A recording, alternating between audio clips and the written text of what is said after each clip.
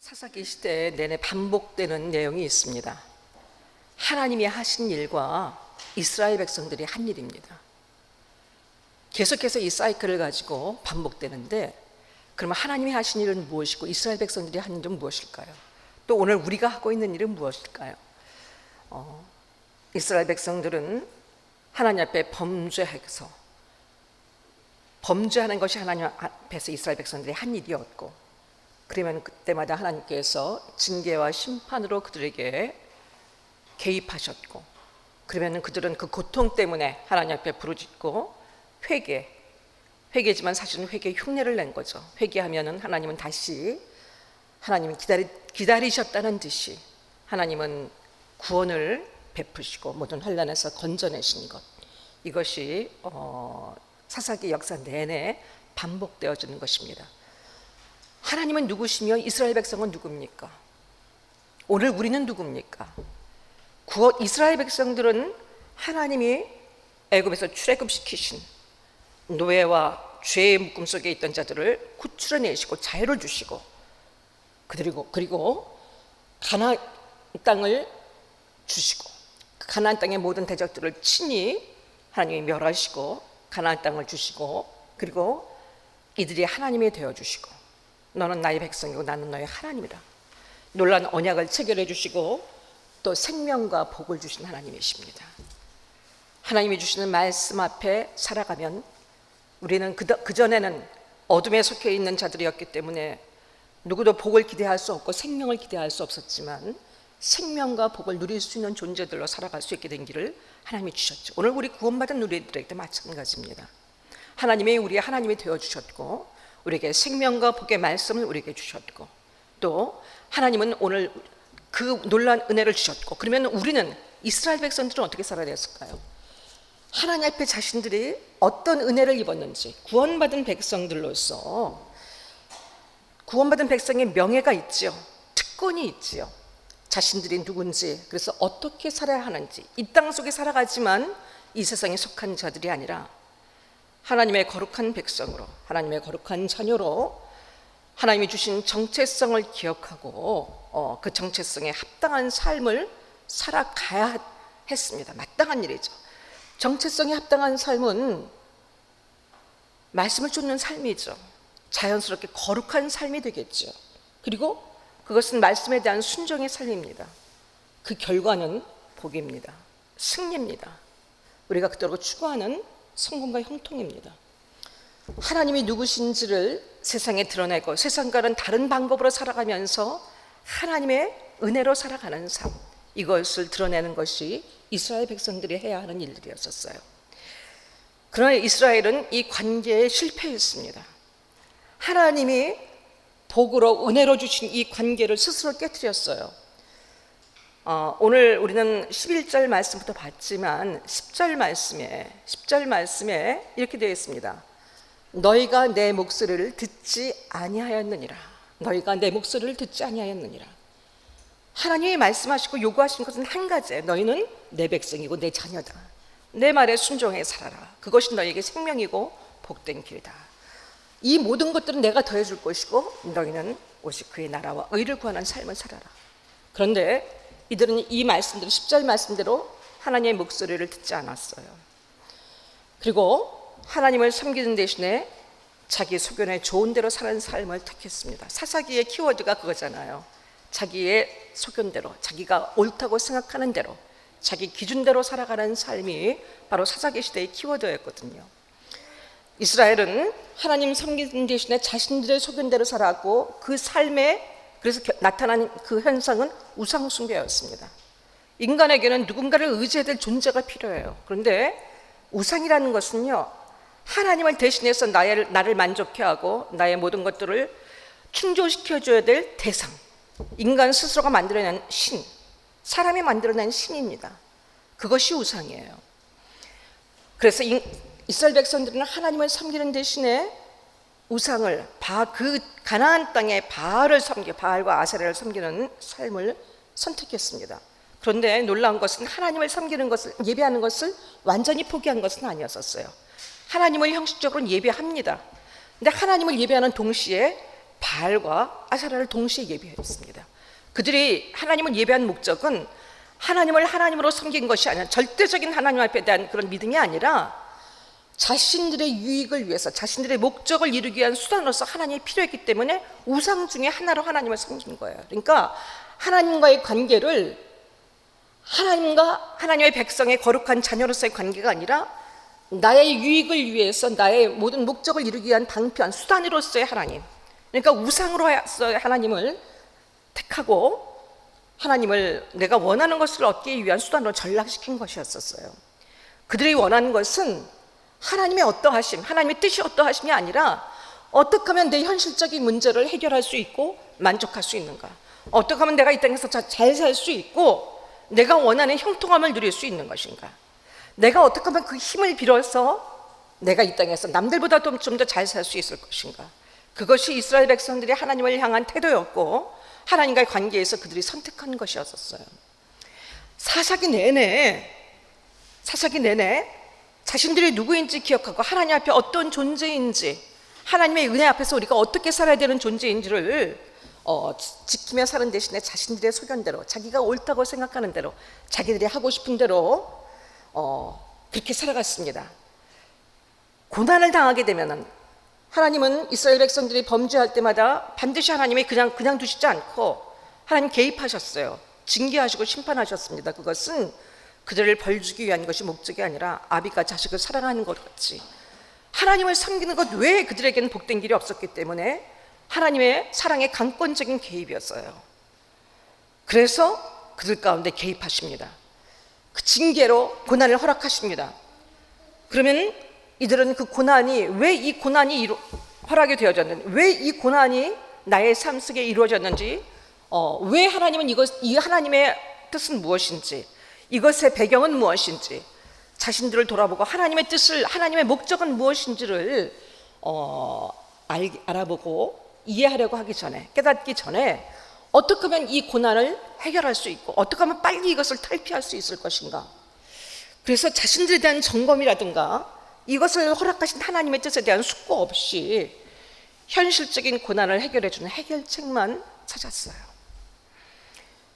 그래서 고통 때문에 회개도 합니다. 너무 힘드니까 하나님 도와주세요. 하나님 잘못했습니다. 그러나 그 회개가 하나님과의 근본적인 변화를 이루지 못합니다. 왜냐하면 그들이 하는 회개는 진정한 회개가 아니었기 때문이에요. 회개라는 것은 방향을 바꾸는 것이잖아요. 정말 내가 무엇을 잘못했는지를 깨닫고 하나님 앞에 바르게 하나님과의 관계를 회복하는 것이 회개인데 그들은 회개했습니다. 그러나 우리 지난주의 말씀처럼 복음에서 우는 것으로 끝났어요. 그거는 후회해. 하나님 앞에 후회하는 거야. 내가 이랬으면 안 되는 건데, 내가 이렇게 마음이 상하고 내가 너무 힘들고, 여러분 후회하는 것으로 그쳤어요. 내가 그러지 않았으면 좋았을 텐데. 관점이 납니다. 내가 너무 힘들기 때문에 이러지 말았어야 되는데. 그러나 회개는 하나님의 관점에서 보는 거예요. 나의 관점에서 보는 것이 아니라 하나님의 관점에서 내가 무엇을 잘못한 것이지, 내가 하나님과의 관계 속에서 무엇을 점검해야 될 것인가, 이것을 점검하고 하나님의 관점에서 그것들을 시정하고 돌이켰어야 되는 것인데 그렇게 하지 않고 단지 내 감정이 너무 힘들고 내 감정이 회복되어지고 후회로 그냥 그쳤던 것이 이들의 문제였습니다. 후회는 자기에게 초점 맞춘 거예요. 자신의 상처, 자신의 아픔, 자신의 감정에 초점을 맞춘 것이 후회거든요. 우상 숭배를 후회하긴 했습니다. 그렇게 하지 말았을 걸. 왜냐? 지금 너무 힘드니까. 이 우상 숭배가 하나님과의 관계 속에서 어떤 문제를 야기한다든가, 하나님을 얼마나 힘들게 하신다는 것인가, 하나님의 사랑을 어떻게 정말 배신하고 하나님 앞에 어떤 일이라는 것을 생각하지 않고, 이것이 내가 지금 너무 힘드니까 이것을 돌이켜야만이 해결할 수 있을까, 하나님 마음에 들어야 되니까 단지 그들은 우상 숭배를 후회는 했지만 정확하게 회개하지는 않습니다. 그 증거가 우상을 버리지 않는 거예요. 회개했지만 여전히 하나님께서 건져내시면 또다시 우상 숭배를 하는 것들이 이들의 삶의 연속이었습니다. 하나님은 이스라엘 백성들을 하나님의 자녀답게 살게 하시겠어요. 왜냐하면 이스라엘 백성들의 구원받은 우리는요, 절대로 이 세상 속에서 세상에 속해서 살아가면 안 되는 존재들이에요. 구원받은 그 순간부터 우리들은 세상과 구별된 자들입니다. 세상과는 구별돼서 살아가야 되는 존재들이에요. 거룩의 뜻이 구별이라는 뜻이잖아요. 우리는 삶의 방법과 삶의 목적이 다른 자들이에요. 같은 숨을 쉬고 같은 우리에게 주어진 문화와 우리에게 주어진 환경 속에 살아가지만 우리들의 삶의 방식은 정확하게 구별되고 달라야 됩니다. 하나님 앞에 하나님이 원하시는 그 뜻, 하나님의 말씀대로 살아가야 되는 삶이 우리가 살아가야 될 방법이에요. 세상에서 그 말씀을 얼마나 하찮게 여기고 얼마나 정말 쉽게 경히 여기고 경멸하든지 간에 우리들이 그것 때문에 얼마나 공격을 하고 조롱하든지 간에 우리가 살아가야 될 삶의 방식은 하나님의 말씀입니다. 그 말씀을 통해서 순종해 가면서 하나님 앞에서 우리가 바뀌어져 가고 성장해 가고 하나님의 뜻을 이뤄가고, 이걸 그래서 우리를 통해서 하나님의 어떠하심이, 우리를 통해서 하나님의 어떠하심이, 하나님의 거룩하심이 증거되어야 되는 삶을 살아가야 되는 것이 우리들의 삶이에요. 하나님은 우리들을 그 이스라엘의 하나님의 자녀라는 그 정체성을 우리에게 다시 한번 회복하게 하시고 우리를 절대로 그 상태로 머물지 않게 하시기 위해서 하나님은 포기하시지 않으십니다. 포기하시지 않고 하나님 우리의 삶에 개입하시고 또 하나님의 긍휼로 거듭 구원해내시고 이 싸움을 반복해 하십니다. 사사를 세우고 구원을 해내셔도 이스라엘은 실패의 역사를 반복합니다. 반복해요. 그런데도 더 놀라운 것은 하나님이 포기하시지 않는다는 사실이에요. 하나님이 포기하시지 않고 끊임없이 이들을 개입하시고 구원해내신다는 사실입니다. 그래서 이 사사기가 이 많은 복음서 가운데, 이 성경 가운데 기록되어져 있는 이유라고 했어요. 자신들의 죄로 이스라엘은 미디안의 침략과 수탈을 또 당해서 고통을 받게 됩니다. 오늘 말씀의 배경은 이런 이스라엘 백성들을 다시 찾아오신 하나님의 이야기예요. 하나님의 구원 이야기입니다. 하나님은 이 이스라엘 백성 가운데 찾아오셔서 오늘 여러분이 읽으신 말씀대로 기드온을 불러내십니다. 그리고 기드온을 불러서 사사로 세우십니다. 오늘 11절 말씀에 보게 되면은 여호와의 사자가 아비에셀 사람 요아스에게 속한 오브라에 이르러 상수리 나무의 아래에 앉으니라. 마침 요아스의 아들 기드온이 미디안 사람에게 알리지 아니하여 밀을 포도주 틀에서 타작하더니 그랬어요.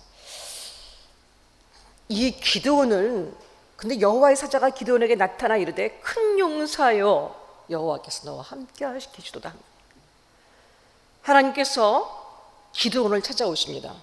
그런데 그러면서 큰 용사 기드온아, 이렇게 기드온의 이름을 불러주시면서 여호와께서 너와 함께 계시도다 이렇게 말씀하십니다. 기드온은 소심하고 무능한 겁쟁이에요. 자존감도 낮고, 그리고 실제적으로 그가 속해 있는 지파도 아주 미약한 지파고, 그 스스로도 아주 소심하고 겁쟁이입니다. 연약하고 부족한 자들이에요. 무능한 자입니다. 지금 기드온이, 하나님의 사자가 기드온을 찾아왔을 때 기드온이 하고 있던 일은 포도주 틀에서, 포도주를 수확하는 그 틀에서 밀을 타작하고 있었어요. 그건 왜냐면은 그 당시 미디안이 정복하고 있고, 미디안이 와서 이들에게 침략해서 계속해서 괴로움을 끼치고 또 이들이 수확한 모든 것들을 다 탈취해 갔거든요. 그러니까 밀을 타작하는 것을 알면은 뺏어갈 것이니까 그것이 두려워서 속이느냐고, 포도즙 틀자는 거기서 밀을 타작하고 있으니 여러분 거기서 얼마나 건질 수 있었겠어요. 그런데도 그것을 속이기 위해서, 그것이 두려워서, 미디안 사람들이 두려워서 들키지 않으려고 포도즙 틀에서 몰래 밀을 타작하고 있는 기드온이었습니다. 그런데다가 기드온은요, 13절 말씀에 보게 되면요, 왜 자신들이 이런 어려움을 당하고 있는지 문제의 핵심을 알지 못했었어요. 자신들의 상황이 왜 이런 고통을 당하는지 이유조차 모르고 있었습니다. 13절에 보게 되면요, 하나님께서 우리와 함께 하시면 어찌하여 이 모든 일이 우리에게 일어났습니까? 아니, 우리 조상들이 일찍이 우리에게 이르기를 여호와께서 우리를 애굽에서 올라오게 하신 것이 아니냐 한 그 모든 이적이 어디 있습니까? 하나님 우리를 구원해냈다고 하시지 않았습니까? 큰 이적으로 우리를 구원해 주셨다고 하지 않았습니까? 그런데 왜 하나님께서 우리를 버리사 미디안의 손에 우리를 넘겨주셨습니까? 다시 얘기해서 하나님이 정말 능력이 있고 하나님이 정말 우리를 사랑하신다면, 우리가 하나님의 백성이라면 우리를 구원해내시고서는 왜 이렇게 오늘 이렇게 우리를 어려움 상황 속에 있게 하십니까? 내가 당하고 있는 어려움이 얼마나 큰지 하나님이 아십니까? 나는 너무나 고통스러운데 하나님이 정말로 나와 함께 계시다면 하나님, 나를 이런 상황 속에 두시지 않았어야 되는 거 아닙니까? 나는 이런 어려움을 당하지 않았어야 되는 거 아닙니까? 이거 하나님 책임입니다. 하나님께 책임을 전가하고 하나님을 원망하고 있어요. 여러분, 우리도 자주 하는 불평이고 원망이지 않습니까? 하나님이 정말로 나와 함께 하신다면, 내 안에서 일하고 계시다면, 내가 정말 하나님의 뜻대로 하고 있는데도 하나님은 그런데 왜 나는 이렇게 어려움을 당해야 합니까? 이런, 여러분, 하나님이 정말 나의 하나님이시라면 이런 어려움을 하나님이 막아주셨어야 되는 거 아닙니까? 여러분, 이런 질문들이 인해서 정말 이렇게 일어나고 하나님 앞에 이렇게 정말 물을 때가 여러분 없으십니까? 많잖아요. 대부분의 우리의 삶 속에 그렇잖아요. 기도는 큰 용사여 하나님이 나와 함께 하시도다. 들을 수 없는, 일평생 한 번도 듣지 못했던 말씀, 절대로 자기가 생각해도 자기는 큰 용사가 아니에요. 들을 수 없는 말씀을 들었어요. 더군다나 하나님의 사자가. 오늘 이 부분은 다루지 못한 이 하나님의 사자는요, 예수 그리스도예요. 눈에 보이는 하나님, 임재하신 하나님이십니다. 하나님이 하시는 말씀을 들으면서도 그 말씀을 받아들일 수가 없었어요. 왜냐하면 자신의 상황이 너무 힘들었기 때문에, 자신의 마음이 너무 힘들었기 때문에, 자신의 생각이 아무리 하나님 말씀하셨다, 하나님이 정말 나와 함께 하셨다면 하나님 지금 이런 어려움 당하게 하시지 말았어야죠. 나를 하나님 이렇게 밤에 몰래 포도즙틀에서 밀을 타작하는 이렇게 공공한 생활을 하지 말게 하셨어야죠. 이렇게 지금 기도는 자신의 문제, 현실 때문에 하나님의 말씀을 받아들이지 못했어요. 사랑하는 여러분, 문제 해결은 문제가 제거되는 게 아니라요, 우리가 바뀌어야 돼요. 우리 내면이 바뀌어야 돼요. 우리 자신의 변화가 있어야 됩니다. 그것이 문제가 해결되는 거예요.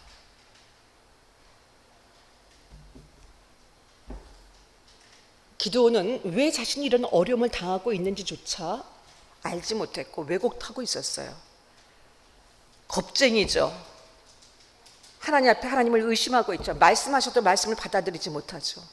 그런데 이런 기드온을 찾아주신 하나님, 그러면서 기드온에게 너는 큰 용사다 이렇게 말씀하신 하나님, 여러분 은혜 아닙니까?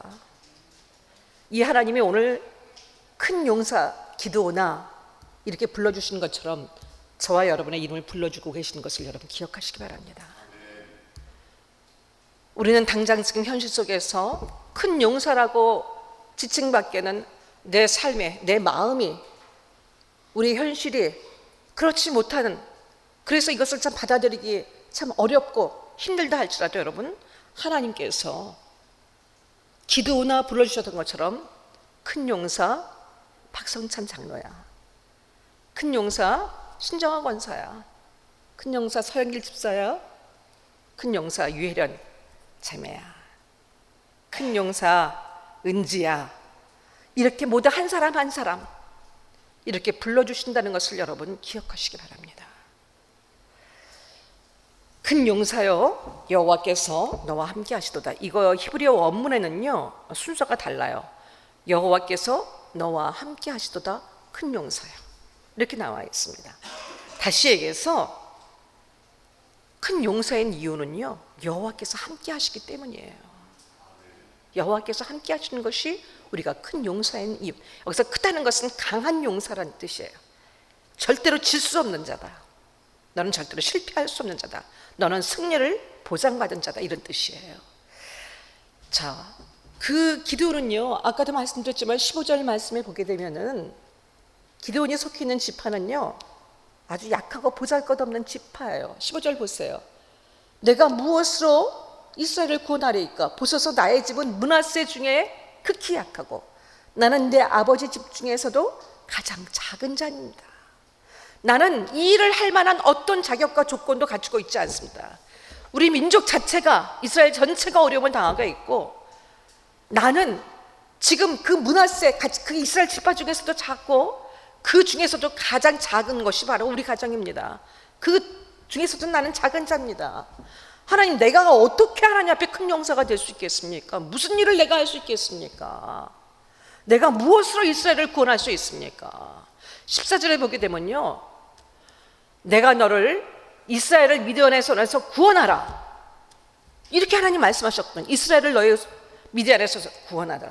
하나님, 내 문제 하나도 해결하지 못하고 있는데 나는 이스라엘 중에서 가장 작은 지파에 너무나 부족한 자이고요. 하나님, 어떻게 이 미디안이라는 나를 지배하고 있는, 나를 둘러싸고 있는 이 큰 거대한 능력, 거대한 힘, 나는 절대로 이길 수 없는 이 므낫세를, 이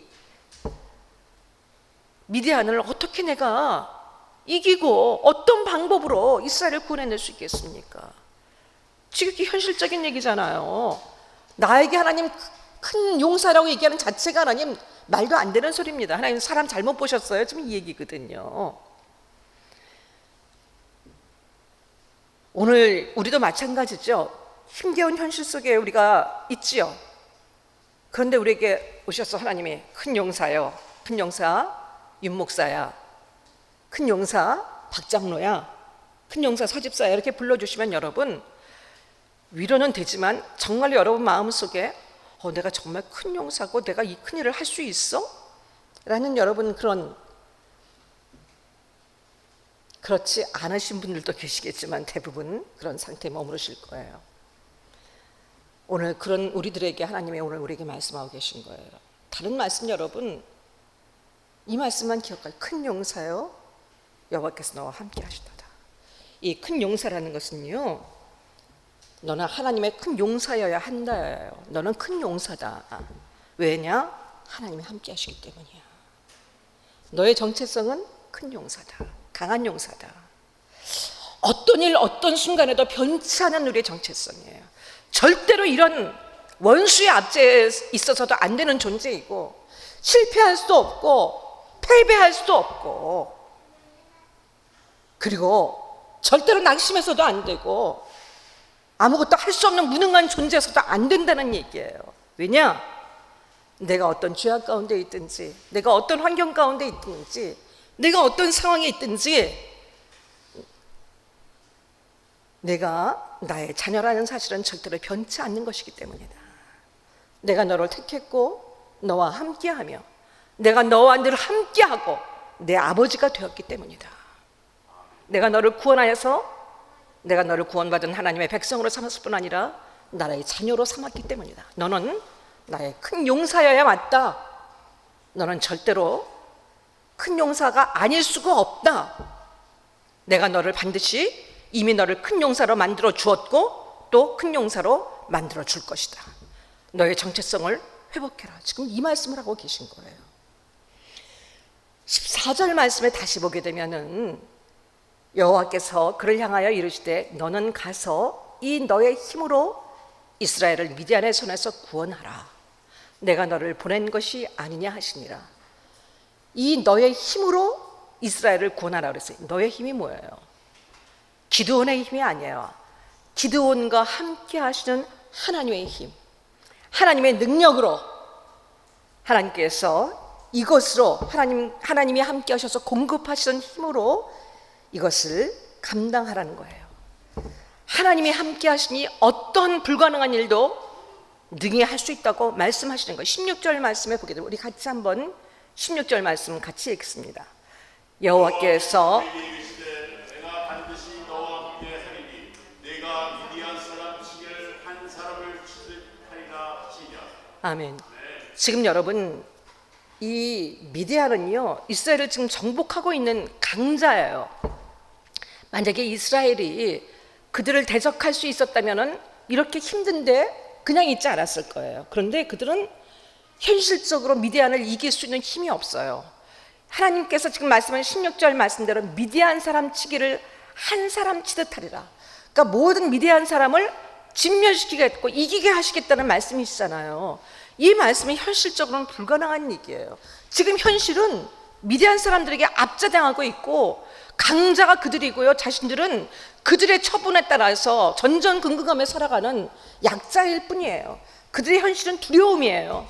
그들의 현실은 낙심이에요. 이것이 그들의 현실입니다. 그런데 하나님께서 내가 반드시 미디안 사람을 한 사람 치듯 그런 승리를 내가 너에게 주겠다. 너는 큰 용사다. 네가 이 일을 이룰 것이다. 나의 힘으로, 내가 너에게 공급하는 힘으로 이 하나님의 구원을 이루라. 그가 갖고 있는 것은 하나님의 말씀밖에 없어요. 현실은 여전히 동일합니다. 현실은 여전히 힘들어요. 현실은 여전히 어둠입니다. 하지만 하나님께서 말씀하셨어요. 사랑하는 여러분, 여기서 우리는 기억해야 돼요. 우리의 모든 싸움은 하나님의 싸움입니다. 그 상대가 미디안이든지 그 상대가 가나안에 아주 정말 가장 강하다는 거인족이든지 어떤 대상이든지 간에 우리의 싸움은 우리가 아니라 하나님의 싸움이에요. 하나님이 대신 싸워주신 싸움입니다. 하나님이 함께 하시니 여러분, 우리의 힘이 아닌, 우리는 우리의 능력과 우리의 힘으로 살아가는 게 아니에요. 생각해 보세요, 여러분. 미디안은 여러분, 누가 싸워도 이길 수 있는 존재. 왜냐? 하나님이 함께 하시기 때문에. 여러분, 이 말씀이 너무 전율이 오지 않습니까? 우리를 그토록 힘겹게 하고 우리를 짓누르는 현실 속의 그 두려운 적 미디안은요, 누구라도 싸워서 이길 수 있는 존재. 왜냐? 하나님이 함께 하신 사람은 누구라도 가서 싸울 수 있는 거예요. 아무리 연약해도 기도원과 같이 아무리 무능하고 연약하고 겁쟁이고 소심하고 무능력해도 하나님이 함께 하시기 때문에 이길 수 있는 상대라는 거예요. 이것이 저와 여러분에게 주신 권세입니다. 오늘 우리가 어떤 일로 우겨쌈을 당하고 있고 어떤 일로 고통스럽고 힘들다 할지라도 사랑하는 여러분, 이미 이 승리가 우리에게 주어졌어요. 예수 그리스도께서 이 승리를 오늘 우리의 것으로 이미 지금부터 누리게 하셨습니다. 하늘에 있는 것과 땅에 있는 것과 땅에 아래에 있는 모든 것들을 그 아래 무릎을 꿇게 하셨어요. 어떤 권세도 어떤 대적도 우리가 상대가 되지 못합니다. 하나님 여호와 니시, 이미 우리가 승리를 주셨고 약속하셨고 예수님은 그 약속을 성취하셨고 오늘 우리는 누구라도 어떤 적과 싸워서 승리할 수 있는 자들입니다. 어떤 사단의 괴계와도 어떤 우리를 힘겹게 하는 대적과도 어떤 문제와도 싸워서 능히 이길 수 있는 존재들입니다. 이것이 하나님이 우리에게 주신 너무나 놀라운 정체성이고 축복이고 특권이에요. 만약에 우리가 누군지 안다면요, 내가 누군지를 알고 있다면, 내가 정말 하나님 안에서 어떤 존재인지를 알고 있다면 우리는 우리를 둘러싼 어떤 싸움에서도 승리할 것입니다. 어떤 싸움에서도 승리할 것입니다.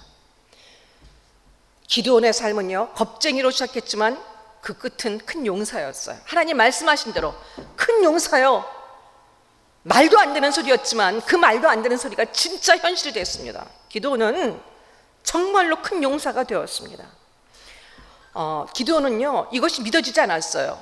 그러나 21절 말씀에 가서 보게 되면요, 하나님의 임재를, 하나님이 임재를, 여호와의 사자가 손에 잡은 지팡이 끝을 내밀어 고기와 무교병에 대니 불이 바위에서 나와 고기와 무교병을 살랐고 여호와의 사자는 떠나서 보이지 아니하니라.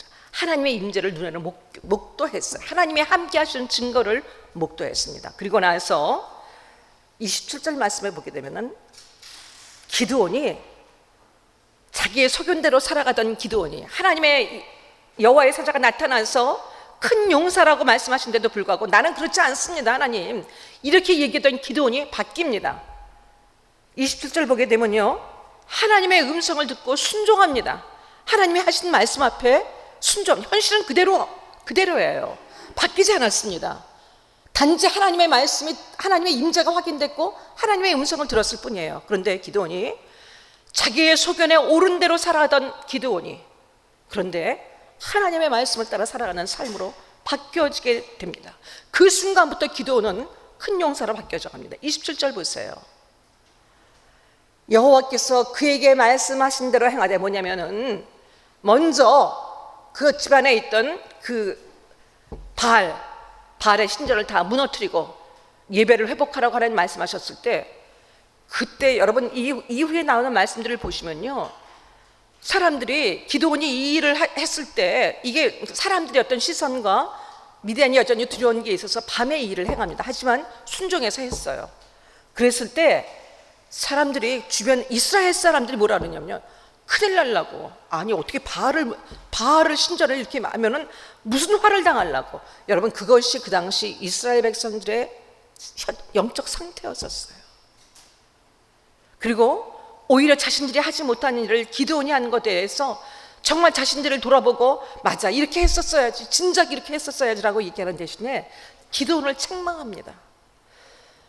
그런, 여러분, 이런 시대 속에 기드온도 같이 살아갔던 사람이에요. 똑같은 생각을 가지고. 그런데 기드온이 달라집니다.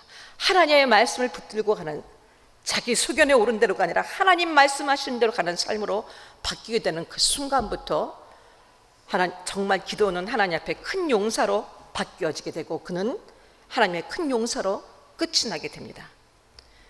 사랑하는 여러분, 하나님은 기드온의 연약함과 기드온의 현 상태를 아시면서도 기드온을 찾아가셨어요. 기드온이 그렇게 할만해서가 아니라 죄악되고 연약함에도 불구하고 왜 고난이 있는지조차 알지 못하는 자에게 찾아가셔서 그를 큰 용사로 불러주시고 정말 큰 용사로 만들어 주십니다. 우리에게는 여러분, 이 하나님의 은혜가 지금 우리에게 있어요.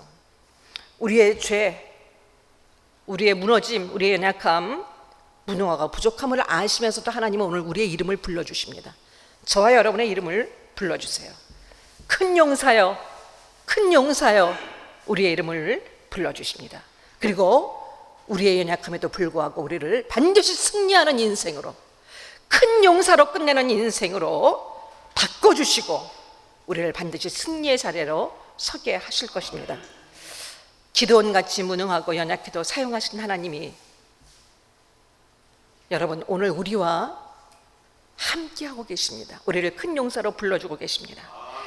고린도후서 12장 10절 말씀 함께 읽기를 원합니다.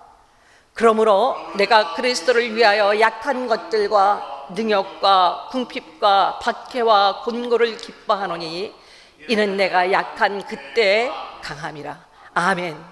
우리는 약하지만, 우리는 죄악되지만, 우리는 정말로 하나님 앞에 염치 없지만 오늘도 우리를 큰 용사로 부르시면서 내가 너와 함께한다고 말씀하신 하나님 앞에서 다시 한번 하나님의 자녀답게, 하나님의 자녀로 믿음으로 서서 큰 용사로 서서 하나님의 일하심을 기대하며 나가는, 우리를 통해 하나님의 구원의 역사를 이루어 가시고 우리를 통해 하나님의 거룩한 뜻을 이루어 가시는, 또 우리의 삶을 회복시키시는 하나님을 경험하며 마음껏 누리게 되기를 예수 그리스도의 이름으로 간절히 축복합니다. 아멘. 함께 기도하시겠습니다. 우리 다시 한번 약할 때 강함 대신에, 우리 약하면 세상에서는 손가락질을 받고 약점이 되지만 하나님 앞에서는 하나님의 능력이 머물 수 있는 기회, 하나님의 능력으로 붙들려지는 기회가 되었습니다. 놀라는 은혜죠. 하나님의 자녀이기 때문에 받는 은혜입니다. 약할 때 강함 되시는 주님 찬양합니다. 그리고 믿습니다. 우리가 다시 한번 이 찬양을 믿음으로 고백하시겠습니다.